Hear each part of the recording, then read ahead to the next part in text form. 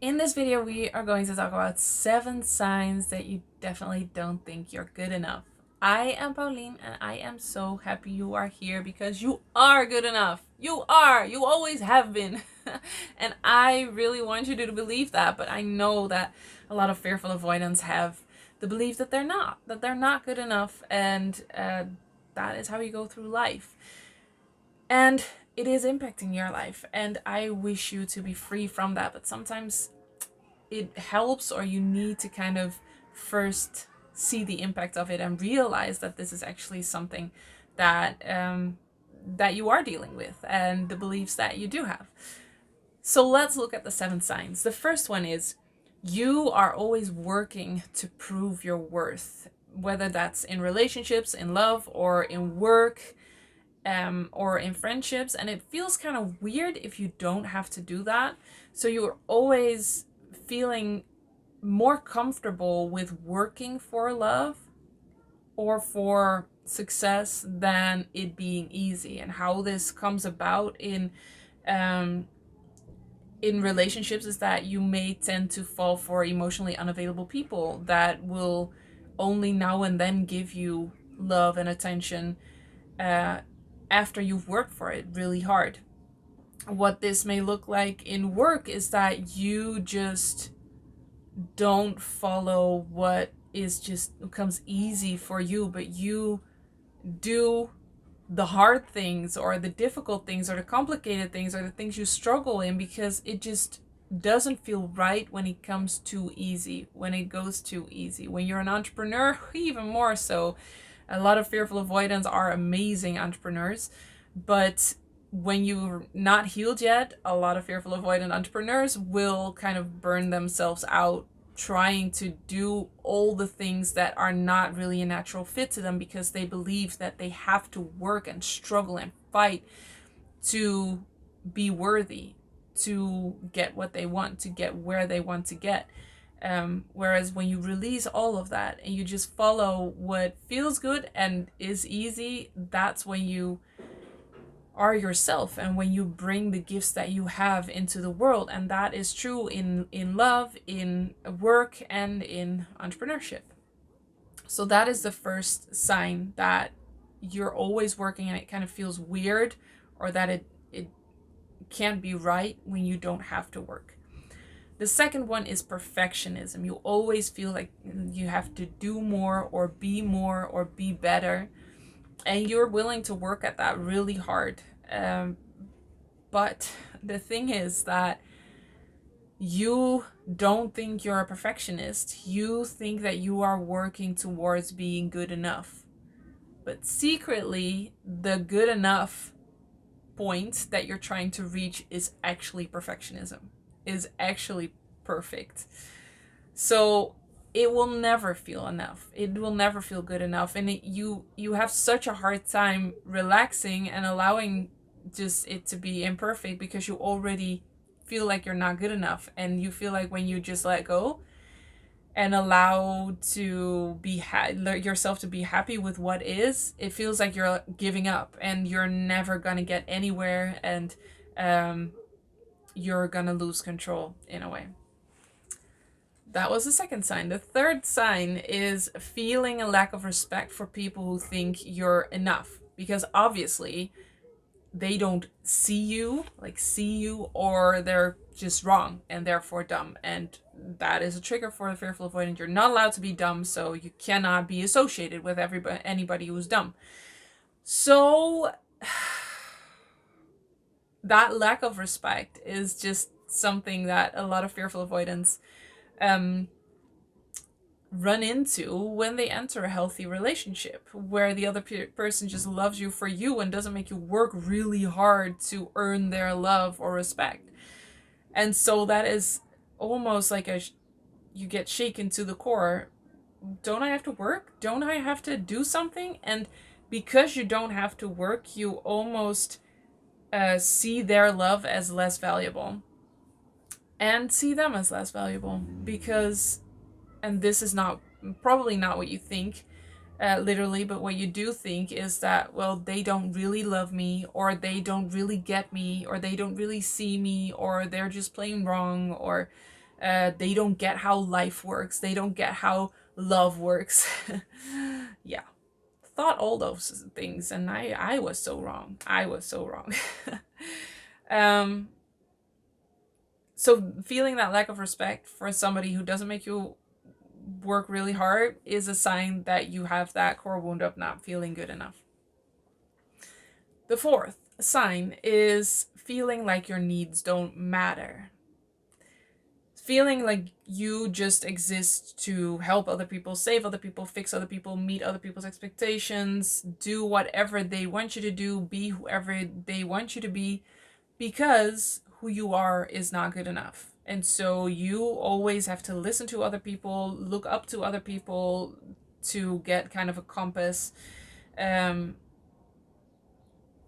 life, pretty much. And what you need or what you want just doesn't matter because you're not good enough. So why would your needs and what you want to do matter, or why would that be valuable? Because you're not good enough. And so you always look to others, you always look to the outside for the answers for yourself, because you don't trust yourself, but you also believe that you are not good enough, which is just not true. You are good enough, and you are very worthy of your own respect and your own trust, and you believing that you are good enough and that what you want and what you need absolutely matters so much. The fifth one is you live in lack. And that could look so different for everybody. It could be in all areas in life. It could be in one specific area mainly, and in other areas not. So you may live in lack in your relationships. You accept breadcrumbs of love in relationships where you have to work really hard just to get a little bit of love. But at the same time, you allow yourself to live in financial abundance. It could also be that you have this in every area of your life. There's never enough time, there's never enough money, there's never enough support, there's never enough love, there's never enough food, there's never enough whatever it is. There's never enough. And this all comes from the belief that you are not good enough, which is kind of like a weird shift to make, to feel like things around me aren't enough. There isn't enough to survive, to actually, wait, I am enough. And when I start to truly believe that, all of those external factors will just kind of vanish, or I will look at it differently, because I have experienced in the same relationship that there definitely wasn't enough love and that there was an abundance of love. So it's not that everything has to change in your outer world, because sometimes it's just a matter of perspective and seeing things differently, to see that there actually is abundance already in your life and in your relationships. But what you are missing is that enough anchor, and so you just kind of keep it. Just it's like a bottomless pit. There's just never enough of anything. So living in lack, definitely a sign of you believing that you are not good enough. And wait, in a way, this is also a self-perpetuating thing, because it will feel very uncomfortable to have enough when you believe that you are not good enough, because then you will think, well, wait, why did I deserve this? This is probably wrong. I probably did something wrong to get this, because I am not good enough. So why am I living in this abundance, whether it's love, help, support, finances, whatever? Why am I deserving of this? And so you sabotage it to get back to that level where you feel kind of comfortable, where it aligns with what you believe and how much you believe you're worth. So that. And then the sixth sign is you look up to other people, which is also very much a sign of you believing you're not good enough. If you have the tendency to look up to people, to assign meaning or importance to status, to think that the CEO of a company is, as a person, more valuable than another person, or that somebody who's wealthy is more valuable than another person, or somebody that has a lot of friends is more valuable than another person. If you put other people on a pedestal for whatever reason, it is a sign that you believe that you are not good enough. And healing this and actually experiencing and believing that you are good enough is just, it equals the playing field completely. You will realize that you are no different than the CEO. You are also no different than anybody else that does any other job. A job is just a job, and some people have a certain skill set and other people have other skill sets, and you can learn so much in skill sets too. You are not less than other people. You are not more than other people. You are just a messy human like everybody else is, and somebody is good at something, somebody else is good at something else, and it doesn't make them a better person. It doesn't justify you putting them on a pedestal. And the more you put people on pedestals, the more you push that thing that you want and that you see in them and that you look up to away, because you're saying, that is not me. I am admiring this other person. They are above me. I look up to them. And therefore, that one thing that they have is not for me. And that is just complete bullshit. You are not different than any other person. And whatever you want is available to you in a way, shape, or form. But unless you believe that you are good enough and that there is no better or worse in people, you will have a really hard time allowing yourself to be that person or have what that person has. So looking up to other people might feel inspiring or sound inspiring, but it is actually keeping you in lack and in that I'm not good enough vibe. You are just as good as anybody else. The seventh sign is that you never do enough. You feel like you never do enough. It's really hard to rest, to sit, unless you've like climbed Mount Everest. I remember that it felt like I had to do this.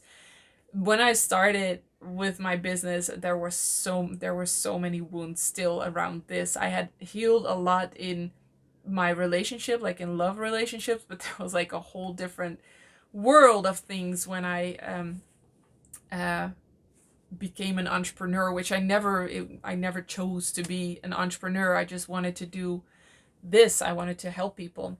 And I had so many days where, first of all, I didn't get anything done. And then my then boyfriend, now husband, would come back from work after a long day and would be like, "How was your day, honey?" And I would cry and have a mental breakdown and say, "I didn't do anything." And I'm fully expecting him to be really angry with me, telling me to get it together and just do it. If this is what you want, you have to work for it. And he never did. He never did. He would sit beside me, hold me, and would just, he accepted me completely. I don't know how he did it. I really don't.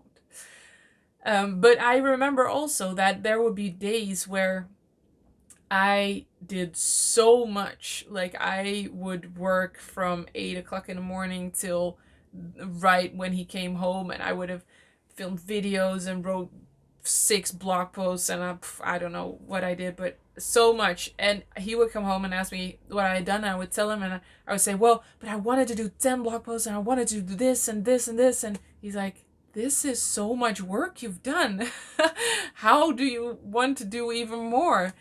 And it just never felt enough. Like I would set myself impossible, unrealistic standards and then beat myself up so much if I didn't reach that goal by the end of the day.